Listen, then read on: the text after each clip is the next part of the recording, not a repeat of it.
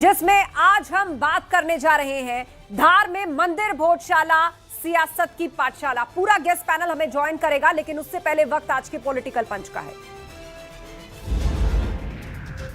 फैसला बहुत आश्चर्यजनक है और हमारे जो तथ्य रखे थे हमारे विद्वान वकील साहब ने, सलमान खुर्शीद साहब ने, शोभा मेनन साहब ने, उसके लेकर हमको पूरा उम्मीद थी कि इस तथ्यों को माननीय हाईकोर्ट सुनेगी और हमारे पक्ष में फैसला करेगी। लेकिन कहीं का इतिहास और कहीं के आधार पे जो माननीय हाईकोर्ट ने बोला तो उसके निर्णय का हम सम्मान करते हुए कहते हैं कि निर्णय समाज को स्वीकार नहीं है। उसमें जो भी खामियां हैं उसको लेकर हमारा जो संवैधानिक अधिकार है तो उसको लेकर हम जरूर सुप्रीम कोर्ट जाएंगे। आज भोजशाला के केस में ऑनरेबल इंदौर हाईकोर्ट का बहुत ही ऐतिहासिक फैसला आया है, जिसमें ऑनरेबल इंदौर हाईकोर्ट ने जो एएसआई का 7 अप्रैल 2003 का ऑर्डर है उसको पार्शली क्वैश किया है और हिंदू समाज के लोगों को वहां पे पूजा पाठ का अधिकार दिया है। कोर्ट ने भोजशाला कॉम्प्लेक्स को राजा भोज का माना है, एक सरस्वती स्कूल माना है लर्निंग का। साथ ही साथ इसमें सबसे महत्वपूर्ण बात यह है कि भोजशाला के केस में जो हमारी मांग थी कि वहां से लंदन के म्यूजियम से मूर्ति वापस लाई जाए, कोर्ट ने कहा है कि सरकार इस रिप्रेजेंटेशन को कंसिडर करे। देखिए, माननीय न्यायालय का फैसला बहुत ही सराहनीय है और न्यायालय ने तथ्यों के आधार पर, सबूतों के आधार पर फैसला दिया है। हिंदू पक्ष और मुस्लिम पक्ष को सुनने के बाद में न्यायालय ने ऐतिहासिक निर्णय दिया है और ये फैसला हिंदू पक्ष के उसमें आया है। भोजशाला पर आया ये निर्णय अपने आप में हिंदू धर्मावलंबियों के लिए बहुत ही खुशी का। सब लोगों के मन में एक अलग प्रकार की रोचकता और उत्साह का सर्जन हुआ है।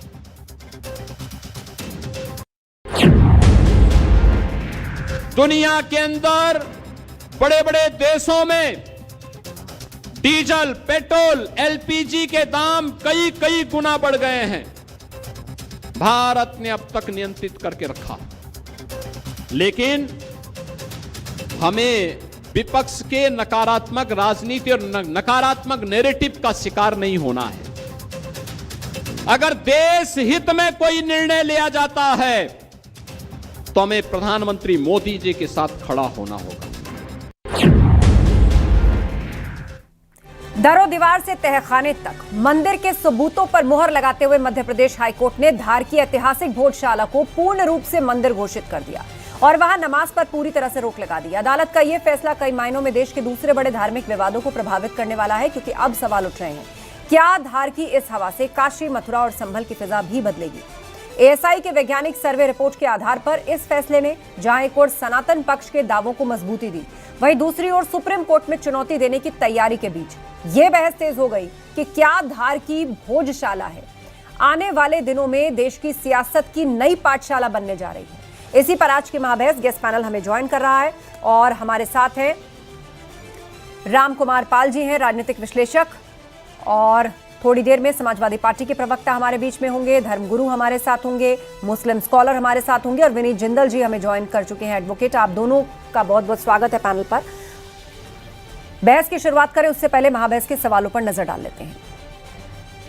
भोजशाला मंदिर करार, अब नहीं होगी नमाज, इसे हिंदू पक्ष एक बड़ी जीत बता रहा है। नमाज का आज अंतिम दिन, ये कोर्ट ने स्पष्ट कर दिया, कल से यहां पर पूजा हो सकेगी। दूसरी तरफ जो मुस्लिम पक्ष है इस पूरे मामले में, उसने इस फैसले का स्वागत किया है। भोजशाला के फैसले का असर काशी, मथुरा पर पड़ेगा। हिंदू पक्ष ये मान रहा है क्योंकि तकरीबन ऐसे ही मामले काशी में ज्ञानवापी से जुड़ा है, कृष्ण जन्मभूमि मथुरा का है, संभल में वहां पर एएसआई का सर्वे चल रहा है और उसमें बहुत सारे कुएं मिले हैं। जिस तरह के ऐतिहासिक दावे किए जा रहे थे उनसे जुड़े हुए सबूत लोग मान रहे हैं कि उनका मामला और मजबूत हो रहा है। क्या इस पर भी उसका असर पड़ेगा? धार की हवा बदलेगी काशी, मथुरा, संभल की फिजा? चलिए इस पर बहस की शुरुआत करते हैं और सबसे पहले विनीत जिंदल जी हमारे बीच में है, सीनियर एडवोकेट। विनीत जी, एक प्लेसेस ऑफ वर्शिप एक्ट, इसका बार बार हवाला दिया जाता रहा है ऐसे मामलों में जब भी जो दूसरा पक्ष यानी मुस्लिम पक्ष होता है। अयोध्या का मामला आया और उसमें प्लेसेस ऑफ वर्शिप एक्ट लागू नहीं होता, ये कोर्ट ने कहा, राम मंदिर भी बन गया। ज्ञानवापी पर यह दलील बार बार दी जाती है और कहा जाता है कि इसकी अवहेलना की गई, कोर्ट को कटघरे में खड़ा करते हैं। तो भोजशाला का जो फैसला है, क्या उस पर भी ये लागू नहीं होता? क्योंकि एक बार फिर से इसी सवाल को खड़ा किया जा रहा है। विनय जी अनम्यूट कर लीजिए, आपकी आवाज नहीं आ रही है। जी, यस। देखिए सर जी, जो प्लेसेस ऑफ वर्शिप एक्ट है वो ऐसे स्ट्रक्चर्स जो पुराने हैं और जिनके ऊपर पहले किसी और धर्म का अधिकार था उनके ऊपर लागू नहीं होता, और इस बात को लेकर ही अयोध्या वाला जजमेंट और आगे जो उसके बाद जो पूरी प्रणाली चली है वो उसी के ऊपर चली है। और इसी प्रकार से यहाँ पे भी इस मामले में भी प्लेसेस ऑफ वर्शिप एक्ट का कोई इम्पैक्ट नहीं है, इसीलिए इसकी सुनवाई जो है वो पहले निचले जो हाईकोर्ट में सुनवाई चली है और जो डिसीजन आए हैं उसमें बहुत बड़ा कारण है।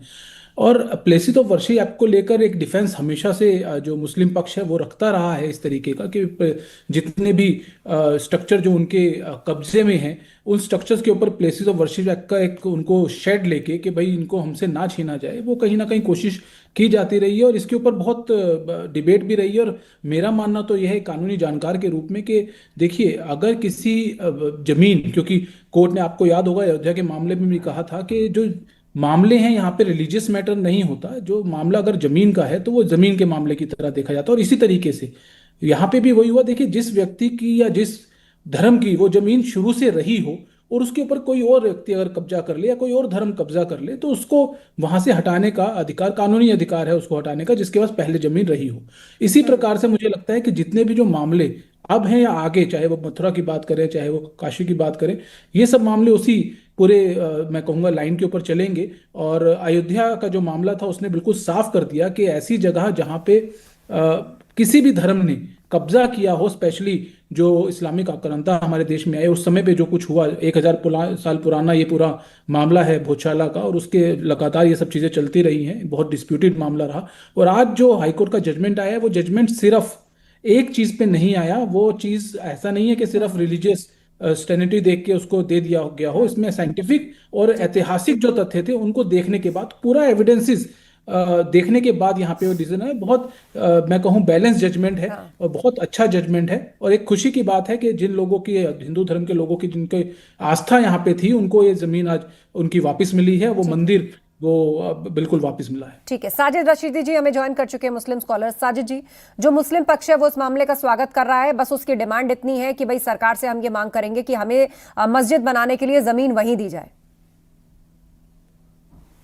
नहीं, देखिए जमीन की जहां तक बात है, ना तो हमने बाबरी मस्जिद वाली जमीन ली है, ना हम इस मस्जिद के बारे में कोई जमीन की मांग करेंगे। जिसको मांग करना है वो करे। सवाल ये है कि अभी हाई कोर्ट से ये मामला हुआ है, अभी तो सुप्रीम कोर्ट बाकी है, सुप्रीम कोर्ट जाएंगे हम। आपको याद होगा कि यूपी हाई कोर्ट ने बाबरी मस्जिद के लिए फैसला सुना दिया था और 3 हिस्सों में जमीन दे दी थी वो। लेकिन सुप्रीम कोर्ट में आने के बाद में आपको याद होगा कि 4 बातें जो है सुप्रीम कोर्ट ने मुख्य रूप से कही। एक तो ये कहा कि 1949 में जो मूर्तियां रखी गई वो चोरी से रखी गई। फिर ये कहा कि हमें ऐसा कोई सबूत नहीं मिला जिससे पता चले कि बाबरी मस्जिद मंदिर तोड़कर बनी हो। फिर ये बोला कि 1992 में बाबरी मस्जिद को जो तोड़ा गया वो इलीगल तरीके से तोड़ा गया। और चौथे ये भी कहा कि जो लोग इस कॉन्स्पिरेसी में शामिल थे उस मामले में क्यों जा रहे हैं जो मामला खत्म हो चुका है। सुप्रीम कोर्ट ने फैसला दे दिया, वहां राम मंदिर भी बन गया, वहां 5 टाइम की पूजा, सुबह से शाम तक 5 टाइम आरती हो रही है, रामलला की पूजा हो रही है, श्रद्धालुओं की कितनी आस्था है आप देख रहे हैं, कितनी भीड़ वहां जा रही है। दिक्कत ये है कि आप लोग सुनना नहीं चाहते ना सही बात करने के लिए ये डिबेट शो नहीं है। नहीं, आप लोग सुनना नहीं चाहते। का जो फैसला आया, मैं आपसे कह रही हूँ, उसके बाद काशी और मथुरा, इससे भी जोड़कर लोग देख रहे हैं। आपको प्लेसेस ऑफ वर्शिप एक्ट पर बोलना है, आप बोलिए। दे दो, आप लेकिन दे दो इस भोजशाला के मामले जो मुस्लिम पक्ष है वो तो स्वागत कर रहा है। कौन मुस्लिम पक्ष स्वागत कर रहा है? बताइए मुझे। कहना है कि ठीक है हमें जमीन देनी है, आप वहीं आसपास हमें जमीन दे दीजिए, मतलब उसी एरिया में। कौन मुस्लिम पक्ष है वो हमें भी तो पता चले, वो मुस्लिम पक्ष कौन है हमें पता चले ना कौन है। तो आप बिना विषय का ज्ञान हुए बोलेगा, ये क्लेम कर रहे हैं कि हम सुप्रीम कोर्ट जाएंगे साहब और ये होगा और ऐसे होगा वैसे होगा। आप बिना मामले की जानकारी करे सब क्लेम कर रहे हैं। क्या चीज? चलिए, हमारे साथ साध्वी प्रज्ञा जी हैं, हिंदू धर्मगुरु, और वो भी पैनल पर आ चुकी हैं। स्वागत है साध्वी प्रज्ञा जी। और एसके दुबे जी भी हमारे साथ जुड़ चुके हैं, समाजवादी पार्टी के प्रवक्ता, उनका भी हम रुख करेंगे। साध्वी प्रज्ञा जी, आपसे यही सवाल, साजिद रशीदी साहब कह रहे हैं कि ये तो हाईकोर्ट ने फैसला सुनाया है, बाबरी के मामले में भी हाईकोर्ट और सुप्रीम कोर्ट के फैसले अलहदा रहे, तो हम अब सुप्रीम कोर्ट जाएंगे इस देखिए, पूरे सबसे मामले पहले में। आस्था जी मैं ये कहूंगी कि भोजशाला पर आया निर्णय करोड़ों लोगों की आस्था, इतिहास और सांस्कृतिक पहचान का सम्मान है। यह फैसला दिखाता है कि भारत में न्याय और संविधान के मार्ग से भी सत्य की विजय संभव है।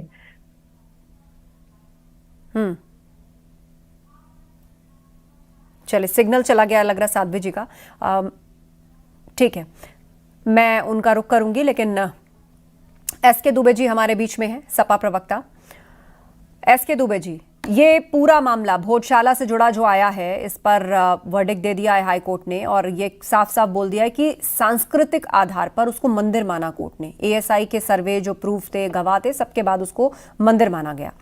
अब काशी और मथुरा, उसे लेकर भी एक आशा बंध गई है हिंदू पक्ष में कि भाई जब मामला भोजशाला का आ गया है तो वो दिन भी दूर नहीं, क्योंकि वहां भी वो वैसे ही सबूत, उसी तरह के सर्वे, उससे जुड़े हुए गवाह और एएसआई तो पुख्ता तौर पर, तो अब इसकी मांग और तेज हो जाएगी। देखिए, एक्चुअली समाजवादी पार्टी का हमेशा ये मानना रहा है कि जो भी विवादास्पद स्थल हैं, कोर्ट जो फैसला करेगी उसको सबको मानना चाहिए। राम मंदिर का भी जो जजमेंट आया, मुझे खुशी इस बात की है कि हिंदुस्तान के हर एक नागरिक ने उसका वेलकम किया, स्वागत किया। और देखिए, आज भगवान रामलला की मूर्ति वहां विराजमान है, सुबह शाम आरती हो रही है, लोग दर्शनों के लिए आ रहे हैं, तो ये अच्छी बात रहा। अगर धार की बात, तो निश्चित तौर पर देखिए क्या होता है कि जब कोई नौसिखिया लोग होते हैं ना, नौसिखिया लोग, आप भी समझ रहे होंगे नौसिखिया का मतलब, और वो कुछ क्राइम करते हैं तो कुछ ना कुछ भूल जाते हैं, कुछ ना कुछ ऐसा सबूत छोड़ जाते हैं कि वहां पर वो फिर उनको पकड़ने में आसानी होती है। तो जिस तरीके से जो एएसआई के मोहम्मद साहब थे, आपने भी बाइट देखी, काफी मीडिया में उन्होंने बोला भी था, उन्होंने बहुत समय पहले बोल दिया था कि वहां पर इस तरीके का है। तो आर्कोलॉजिस्ट जब कहीं इन्वॉल्व होता है तो निश्चित तौर पर उसको ऑथेंटिक चीज होती है, वो जो बोलते हैं वो ऑथेंटिक होता है।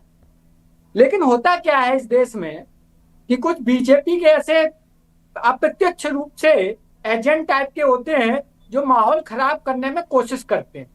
अरे भाई, जब जजमेंट आ गया है, ठीक है, जिसको जाना है सुप्रीम कोर्ट जाएगा, सुप्रीम कोर्ट में जाके अपनी बात रखो। उसके लिए हिंदू पक्ष ने भी एक कैवियट दायर कर दी है कि सुप्रीम कोर्ट बिना उनकी बात को सुने अभी वो आगे कोई भी डिसीजन ना ले। ठीक है, जो कानूनी दांव पेच हैं वो दोनों पक्ष अप्लाई करेंगे। तो कहने का मतलब ये है कि आखिरकार कुछ चीजें हिंदुस्तान में जितने भी ऐसे स्थल हैं, देखिए वो सनातन के ही वो रहे, इसमें कहीं कोई दो राय नहीं, लेकिन बीच में जो आक्रांता आए, जो चाहे खिलजी हो, चाहे बाबर हो, और ऐसे 50 जो आक्रांता आए, उन्होंने निश्चित तौर पर हमारे यहाँ कुछ ना कुछ गड़बड़ करने की कोशिश की।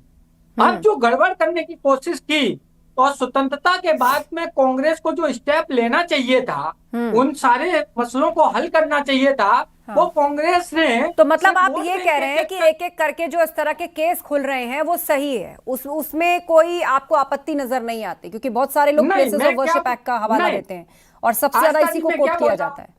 नहीं, मैं ये बोल रहा हूँ कि कोर्ट जो डिसाइड करेगी वो हम सबको मानना। समाजवादी पार्टी का कहना ऐसा है। ठीक है, साध्वी जी दोबारा जुड़ गए, बात पूरी कीजिए साध्वी जी। जी हाँ, आस्था जी, देखिए मैं ये कह रही हूँ कि सनातन संस्कृति पर हुए ऐतिहासिक आघातों के बावजूद आज भी सनातन संस्कृति की चेतना जीवित है, मजबूत है, क्योंकि ये देश आस्था का देश है। यहाँ केवल एक स्थल का विषय नहीं है, बल्कि भारत की संस्कृति और सांस्कृतिक स्वाभिमान का प्रश्न है। सदियों तक दबे हुए सत्य को आज न्यायिक मान्यता मिली है।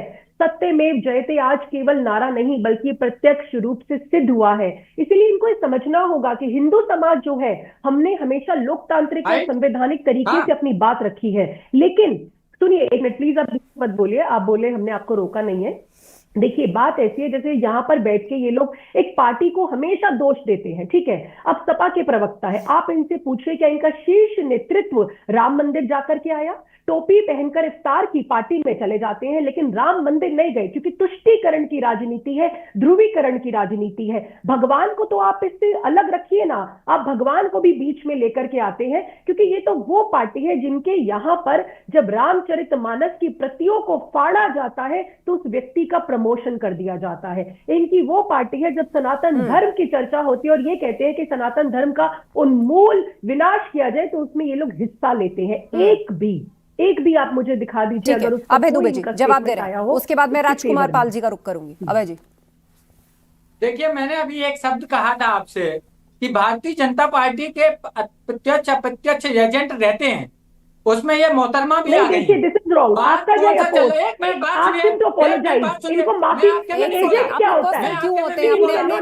अपने अपने फैक्ट्स रखा एजेंट करिए नहीं ना, हो और सकता पर्सनल मत हुआ है। कीजिए। एक महिला से इस तरीके से, साध्वी से इस तरीके से बात नहीं कर सकते हैं आप। एजेंट शब्द नहीं बोल सकते, आप अपना शब्द वापस लीजिए। आस्था जी प्लीज एक सेकंड अभय जी, आप किसको धमका रहे हैं? किसको धमका रहे हैं? क्या कंप्लेन है आपको? कुछ कहा क्या? एक सेकंड, मैं एंकर हूं ना, मैं देख रही हूँ डेकोरम। आप अपनी बात रखिए और किसी पर पर्सनल अटैक कोई नहीं करेगा। इनको आप टोकिए, इनको बीच में टोकिए। नहीं, बीच में टोकिए आप। आपने क्या कहा साध्वी जी के लिए? अपनी सभ्य तरीके से बात करें।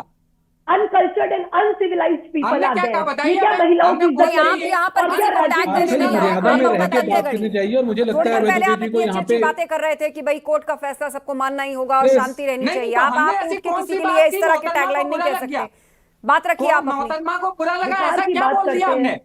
इन्होंने क्या बोला? एजेंट वो शब्द आपने क्यों नहीं बोला सुना। आपने? Why नहीं, did you वो use नहीं सुना। एजेंट शब्द?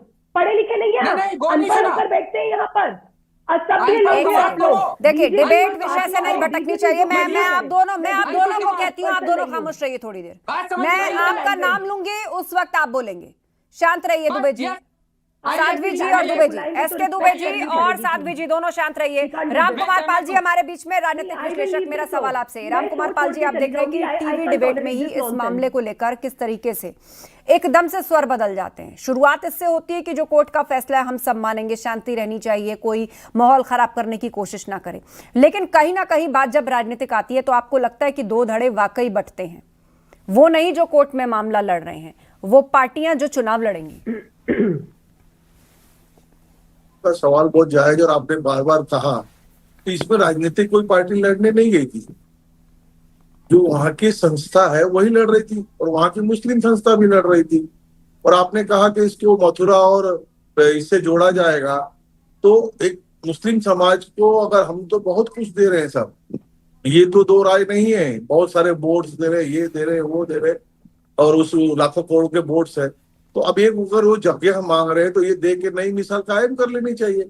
और हम लोगों में ऐसा होता ही है, हम कभी भी उनको तोड़ के नहीं चले, क्योंकि जोड़ के ही चले। जोड़े हैं तब तो हम उनको जो आज बहुसंख्य है हिंदू, उसका 2 नंबर की आबादी उन्हीं की है, तो भी उनको अल्पसंख्यक में रखा है। ये हिंदुस्तान के लोगों ने ही रखा है ना, क्योंकि अल्पसंख्यक आपको पता है जैन है, सिख है, पारसी है, बौद्ध है, और जो बहुत फारसी बहुत कम संख्या में, लेकिन उनको अल्पसंख्यक का दर्जा नहीं मिल रहा है। उनको वोट्स नहीं मिल रहे, वोट्स मुस्लिम को मिल रहे हैं, जो 80 करोड़ के बाद 40 करोड़ लोग हैं। तो ये भी देश को सोचना चाहिए। जब देश इतना बड़ा दिल करता है, तो अगर वहां का जो दूसरा पक्ष है मस्जिद की जमीन मांगता है, मैं तो कहता हूँ दे देना चाहिए। इससे एक नई मिसाल कायम होगी, और मथुरा की भी जमीन के बगल में मस्जिद बन जाए और यहाँ भी बन जाए, उसको अलग जगह दे देनी चाहिए और इनको ले लेनी चाहिए। इसी में तो सद्भाव रहेगा। नहीं तो कभी कोई हमला होगा ना, कि ये जो 40% है ना, बहुत भारी पड़ेंगे देश को। अगर इलाज है तो सही ढंग से करो, अगर आप दे रहे तो दे दो। और उन्होंने पहली बार मांग की है, बहुत अच्छी मांग की कि हमको मस्जिद का स्थान दे दो, दे दीजिए। और कानूनन देखने जाएंगे तो जो केस लड़ते हैं ये लोग कभी भी, मैं आपके चैनल और श्रोताओं से कहना चाहता हूं, कभी भी लियाकत अली और नेहरू समझौता का यूज नहीं करते हैं। उसको यूज करें ना सुप्रीम कोर्ट में, हाई कोर्ट में, सारी ढोल की पोल खुल जाएगी, सारा अधिकार मांगना इनका सिलेंडर हो जाएगा। लियाकत अली समझौता क्या है, आप श्रोताओं को जरूर बताइएगा कि नेहरू समझौता क्या है। लेकिन फिर भी उसके बावजूद अगर देश ने सब कुछ संभाला है, तो उनको और मौका न देते हुए एक इंसानियत, जैसे हमारी दीदी कह रही थी कि अच्छे भाव से तो अच्छे भाव से कर देना चाहिए। और सपा के प्रवक्ता भी आज ठीक है बोल रहे थे, गड़बड़ नहीं बोल रहे थे। नहीं तो इनके राजकुमार भाटी तो क्या क्या बोल रहे हैं, इनको डुबा रहे हैं वो। तो भोज जो ये परिणाम आया है, परिणाम तो ऐतिहासिक दृष्टि से ही आता है।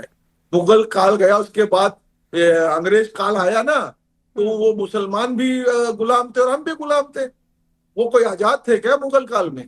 अरे अंग्रेज काल के अंदर। ठीक है। एस.के. दुबे जी। तो मेरी बात अधूरी रह गई थी मैडम। मैंने इसीलिए कहा दोनों, भारतीय जनता पार्टी बड़ा बैलेंस होके चलती है, दोनों लोगों को साथ लेके चलती है। मेरे कहने का मतलब ये है कि जब हमने कब ऐसा कहा है हमारी पार्टी ने कि हम कोर्ट का आदेश नहीं मानेंगे।